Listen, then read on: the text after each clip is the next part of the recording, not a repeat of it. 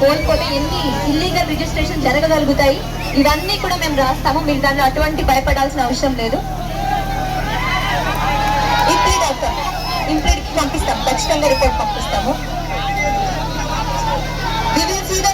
మనం రెస్పాండెన్స్ లో లేకపోయినా కూడా ఇంప్లీడ్ అవుతాము, దానిలో భయం ఏం లేదు.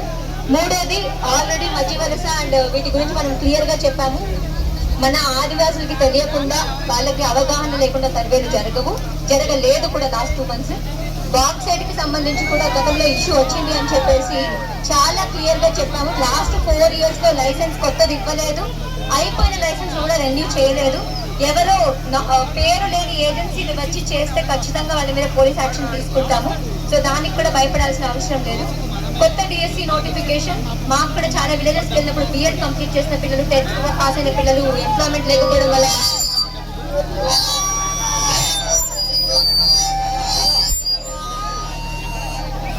బాధ వేస్తుంది. కాబట్టి ఖచ్చితంగా ప్రాజెక్ట్ ఆఫీసర్ పరిధి నుంచి మనము ఈ న్యూ డిఎస్సి నోటిఫికేషన్ కోసం ఖచ్చితంగా మనము పూర్తి ఎఫర్ట్స్ పెడతాము. ఫైనల్ గా నాన్ ట్రైబ్స్ కి సంబంధించి మీరు మాట్లాడారు. ఆల్రెడీ మనం అన్ని రెవెన్యూ అధికారులకి క్లియర్ గా చెప్పాము. Cost is acquired by birth, not by marriage. Cost అనేది పుట్టుకతో వస్తుంది, పెళ్లి ద్వారా రాదు. సో కేవలం గిరిజనేతల అమ్మాయిని పెళ్లి చేసుకుంటే గిరిజనేతరుడికి కాస్ట్ మారదు. అలా కాస్ట్ సర్టిఫికేట్స్ ఉన్నవన్నీ కూడా రద్దు చేస్తాము.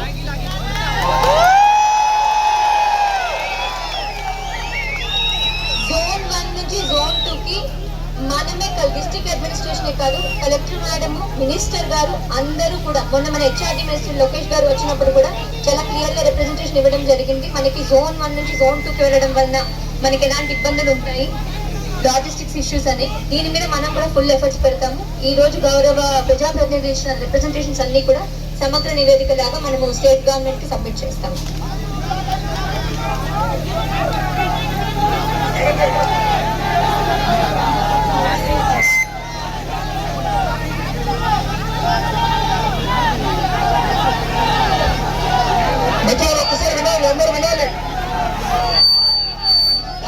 దయచేసి మేడం గారు చాలా విషయాలు చెప్పారు. మేము చెప్తున్న విషయాలకు సంబంధించి చూసుకున్నప్పుడు, ఇక్కడ జిల్లా అడ్మినిస్ట్రేషన్ సంబంధించి చూసుకున్నప్పుడు 170కి సంబంధించి పూర్తి వైలేషన్ జరుగుతుంది. ఇక్కడ అధికారులు, జిల్లా కలెక్టర్, జిల్లా ఐటీడీఏ ప్రాజెక్ట్ ఆఫీసర్, జేసీ మేడం గారు అందరి సమక్షంలోనే 170 వైలేట్ జరుగుతుంది. ఎలా వైలేట్ జరుగుతుందో మీ అందరికీ తెలుసు, నాకన్నా మీకే బాగా తెలుసు. బట్ ఈ రోజు వరకు దాని వైలేషన్ సంబంధించి లీగల్ ప్రొసీజర్లు వెళ్ళడానికి ఎల్టీఆర్ కేసు నమోదు చేయాలి. ఇప్పుడు వరకు ఒక ఎల్టీఆర్ కేసు ఐటీడీ నమోదు చేయాలి. అంటే మీరు చెప్పే మాటలకి మీరు చేసే పనులకి చాలా వ్యత్యాసం ఉంది. ఒక్క ఎల్టీఆర్ కేసు నమోదు చేయాలి. ఒక బినామీ టైప్ కావచ్చు, లేదని ట్రైబుల్ అమ్మాయిని వివాహం చేసుకొని ఆస్తులు సంపాదించిన నాన్ ట్రైబ్ మీద కావచ్చు, లేదా నకిలీ ట్రైబుల్ని నకిలీ సర్టిఫికేట్ తీసుకోవాలని ఒక క్రిమినల్ కేసు కూడా ఇప్పుడు వరకు పెట్టలేదు ఐటీడీ వాళ్ళు. మీరు ఇప్పుడు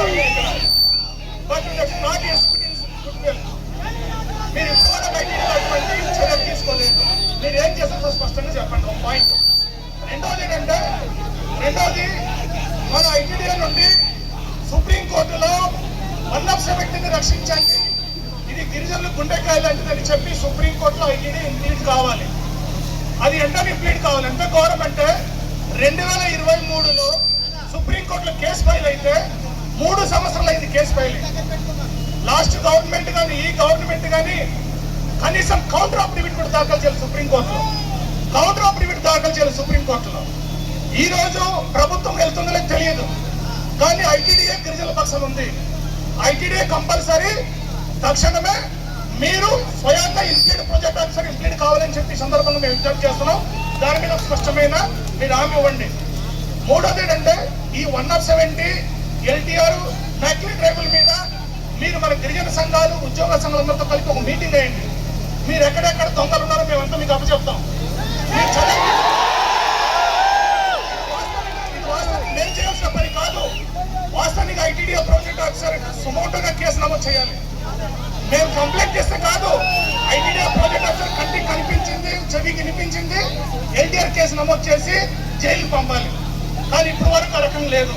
ఎగ్జాంపుల్ ఉక్కుంపేట కొండమ్మని ఒక ఆవిడ ఉంది, 8 షాపులు ఉన్నాయి. ఒక ఆవిడ ఒకటి కాదు 72 సెంట్లు ఉంది. 72 సెంట్లు ఆవిడ ఎలా చిక్కుకుంటే ఆవిడకి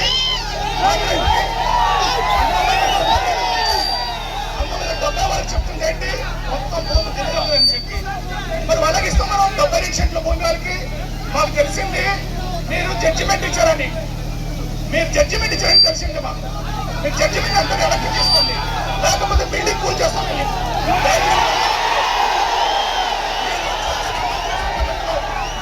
చట్టాన్ని అమలు చేయడానికి గిరిజనులకి చాలా సహనం ఉంది, ఓపిక ఉంది.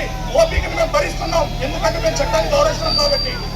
చట్టం కానీ మీరు ఉల్లంఘిస్తే అరకులు మేము 10 బిల్డింగ్లు కూల్చాం, మా కొత్త కాదు. మేము జైలు కూడా వెళ్ళొచ్చాం, దాదాపు 30 రోజులు జైల్లో ఉన్నాం, విశాఖపట్నం జైల్లో. మాకేం కొత్త ఏం కాదు, కానీ మేము చెప్పదలుచుకోండి ఆ స్థితికి రానివ్వద్దు. మీరంతా చాలా జెంటిల్మెన్ గా ఉన్న ఆఫీసర్స్ ఉన్నారు, చాలా యాంగ్ అండ్ డైనమిక్ ఆఫీసర్స్ ఉన్నారు. ట్రైబల్ పర్సన్ మీరు ఉన్నారు కాబట్టి మీరు ఎన్టీఆర్ గా నమోదు చేస్తారా లేదా, ఒక మీటింగ్ డేట్ సంబంధించి ఒకటి. 2, మీరు 170 మీద సుప్రీంకోర్టులో ఇంప్లీడ్ అవుతారో లేదని చాలా స్పష్టంగా మీరు చెప్పాలని కోరుతున్నాం. ఇక ఇంకో విషయం ఏంటంటే జీవో నెంబర్ 3 సంబంధించిన దాంట్లో మేము గిరిజన సంఘాలు పెద్ద ఎత్తున పోట్లాడాం. మేడం గారు మిత్రులు ఆగలే జీవో నెంబర్ 3 సంబంధించి, మేడం గారు జీవో నెంబర్ 3 సంబంధించి ఇదే ఐటీడీలో మీరే ప్రాజెక్ట్ ఆఫీసర్ ఉన్నారు రోజు అనుకుంటాం. మీరు జేసీ గారు ప్రాజెక్ట్ ఆఫీసర్ ఉన్నారు, ఇన్ఛార్జ్ టెక్నికల్ గా. ఆల్రెడీ మేము పోట్లాడితే గవర్నమెంట్ ఒక ఎక్స్పర్ట్ కమిటీ వేసింది. Expert committee tribal director madam గారితో లీగల్ ఎక్స్పర్ట్ కమిటీ వచ్చింది. లీగల్ ఎక్స్పర్ట్ కమిటీ ఇక్కడే కూర్చున్నాం మేమందరూ కూడా. మేమందరం అభిప్రాయాలు సంఘాలు కానీ, సంస్థలు కానీ, నాయకులు కానీ, మేధావులు కానీ, ఇంటలెక్ట్ మొత్తం అందరూ కలిపి 100% రిజర్వేషన్ ఎలా పాజిబుల్ ఉంటుందో స్పష్టంగా చెప్పాం మేము. 5వ షెడ్యూల్ క్లాస్ 2 ప్రకారం ఇది ఎలిజిబిలిటీ ఉంది, పాజిబుల్ ఉందని చెప్పి లీగల్ ఎక్స్పర్ట్స్ కూడా ఇచ్చారు. దాని మీద రిపోర్ట్ ఆల్రెడీ గవర్నమెంట్ కి ఎక్స్పర్ట్ కమిటీ రిపోర్ట్ ఇచ్చి 304 రోజులైంది. ఇప్పటి వరకు ప్రభుత్వం ఒక అడుగు చేయలేదు. లాస్ట్ టైం ముఖ్యమంత్రి గారిని కలిసినప్పుడు, ఇక్కడ పార్టీలో మేము కలిసినప్పుడు స్వయంగా నేను కలిసాను ముఖ్యమంత్రి గారిని. కలిసినప్పుడు ఏం చెప్పాడంటే 2025 డిఎస్సి సంబంధించి మేము ఏం చేయలేం, 2026 డిఎస్సి కింద న్యాయం చేస్తామన్నారు. కానీ నిన్న ప్రకటించిన జాబ్ క్యాలెండర్లో ట్రైబల్ ఏం పోస్టులు లేవు. నిన్న వచ్చిన జాబ్ క్యాలెండర్లో మీరు చూసి ఉంటారు. రెండవది డిఎస్సి సంబంధించి రేపు అక్టోబర్లో డిఎస్సి నోటిఫికేషన్ ఇస్తారని చెప్తున్నారు. ఈ అక్టోబర్ డిఎస్సి నోటిఫికేషన్ నాటికి 100% రిజర్వేషన్ కానీ ఎందుకు రాకపోతే లాస్ట్ టైమే దాదాపు స్టేట్ వైడ్ గా సుమారు 5,000 పోస్టులు ఆదివాసులు కోల్పోయారు. ఇప్పుడు గిరిజన విద్యార్థులు విద్యకు దూరం అయిపోతున్నారు, డ్రాప్అవుట్ అయిపోతున్నారు. డ్రాప్అవుట్ పెరుగుతుంది. వీళ్ళంటే జెంటిల్మెన్ ఆఫీసర్స్ అంతా కష్టపడి పనిచేసినా ఇంటికి టీచర్లు వెళ్ళకపోతే, చదువు అర్థం కాకపోతే పిల్లలకు ఉపయోగం లేదు. కాబట్టి మేము చెప్పేది గవర్నమెంట్ పాజిటివ్ రెస్పాండ్ అయితే మీరు ఏమైనా చేయగలుగుతారు. మేము ఒకటే చెప్తున్నాం, మీ ద్వారా గవర్నమెంట్ ముఖ్యమంత్రి గారికి రేపు 24న రంపచోడవరం వస్తున్నారు. ముఖ్యమంత్రి గారు 24న రంపచోడవరం వస్తున్న సందర్భంగా మీరు మా తరపు నుంచి తక్షణమే ఈ రోజే లెటర్ పెట్టండి సీఎం ఆఫీస్ కి. ముఖ్యమంత్రి గారు 24వ తేదీకి ఎగ్జిక్యూటివ్ ఆర్డర్ సంబంధించి ఎప్పుడు ఇస్తారు ఏంటని స్పష్టమైన ప్రకటన చేయకపోతే చాలా ఈరోజు ఎంత వేలాది మంది వచ్చినా చాలా శాంతియుతంగా నిరసన తెలియజేస్తున్నాం మేము. కాబట్టి ఇప్పటికీ ముఖ్యమంత్రి గారు హామీ ఇచ్చి సుమారు 880 రోజులైంది. ఎక్స్పర్ట్ కమిటీ రిపోర్ట్ ఇచ్చి సుమారు 365 రోజులైంది. ఈ రోజు మనందరికి తెలుసు సీఎం గారు ఇచ్చిన సూపర్ 6 అమలు చేస్తున్నారు. సంతోషమే కాదనట్లేదు. కార్పొరేట్ కంపెనీలకి బాక్సెట్ ఇచ్చేస్తాం, కొండలు ఇచ్చేస్తామని హామీ కూడా అమలు చేస్తూ కొండలు అమ్మేస్తున్నారు. మరి గిరిజనులకు ఇచ్చిన హామీ ఎందుకు అమలు చేయాలి? కాబట్టి మేము స్పష్టంగా చెప్పదలుచుకున్న 24వ తేదీకి రాష్ట్ర ముఖ్యమంత్రి గారు స్పష్టమైన ఎగ్జిక్యూటివ్ ఆర్డర్ సంబంధించిన ప్రకటన చేయకపోతే చాలా తీవ్రమైన ఉద్యమం ఏజెన్సీలో జరుగుతుంది. కాబట్టి మీరు చెప్పండి, ఇది లాయకుల సమస్యగా చేయవద్దని చెప్పి. అలాగే ఇంకొక విషయం, ఇలా జోన్ సంబంధించిన విషయం చాలా సున్నితంగా విషయం మీ అందరికీ తెలుసు. మీరు జోన్ 1 వచ్చే వరకు ఇక్కడ ఉన్న ఉద్యోగస్తులు ట్రాన్స్ఫర్ చేయొద్దు దయచేసి. ఇది ప్రెసిడెన్షియల్ ఆర్డర్ అగైనెస్ట్ కాదు.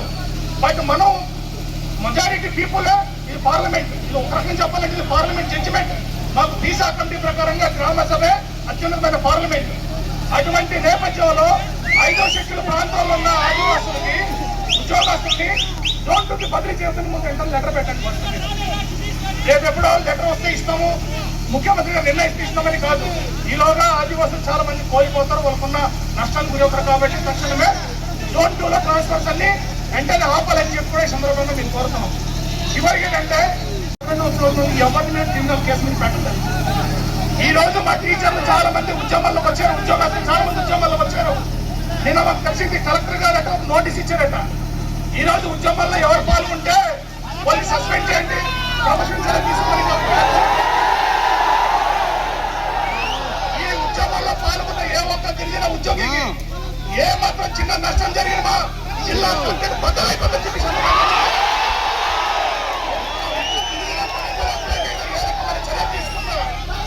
ఏ సమస్య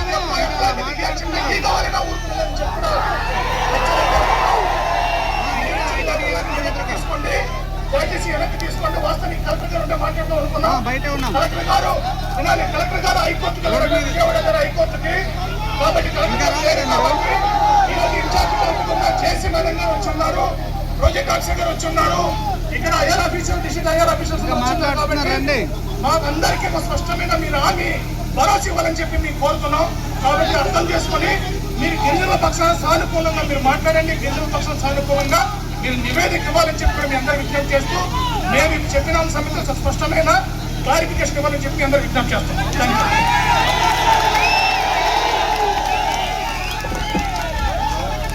అందరికీ నమస్కారం. ఫస్ట్ ఆఫ్ ఆల్, మొత్తం with respect to each and every complaint that you have given, whatever clarification we can do on our part, we assure you that we will be first with respect to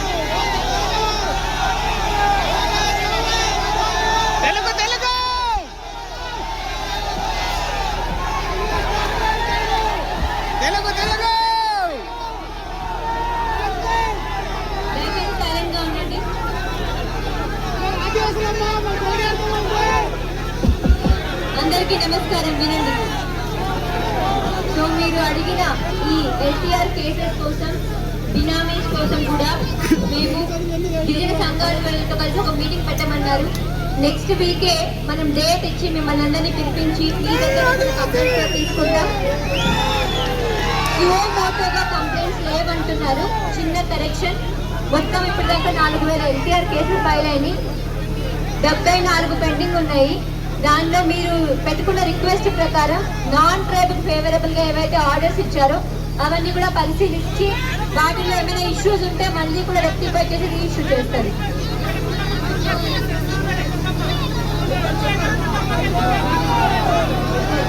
అయ్యో Hukumpeta case నేను verify చేస్తాను personal గా, notice ఇచ్చి verify చేస్తాను. Next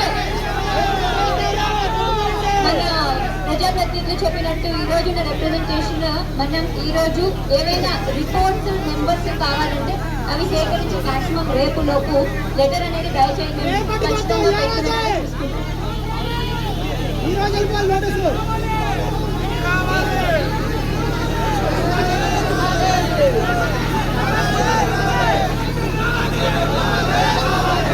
కాబట్టి మీరు చెప్పిన assurance అన్ని కూడా మనం రిప్రజెంటేషన్ పంపిస్తున్నాము. స్టేట్ గవర్నమెంట్ నుంచి క్లారిటీ రావడానికి పంపిస్తాము. హలో బాబు, దయచేసి వెనకాల ఆగాలి మీరు. మనం అడిగిన ప్రశ్న సమాధానం చెప్పాలి. సమాధానం వచ్చామా అడగడం వచ్చామా? సమాధానం చెప్పేవారు ఆగాలి, మనం వినాలి.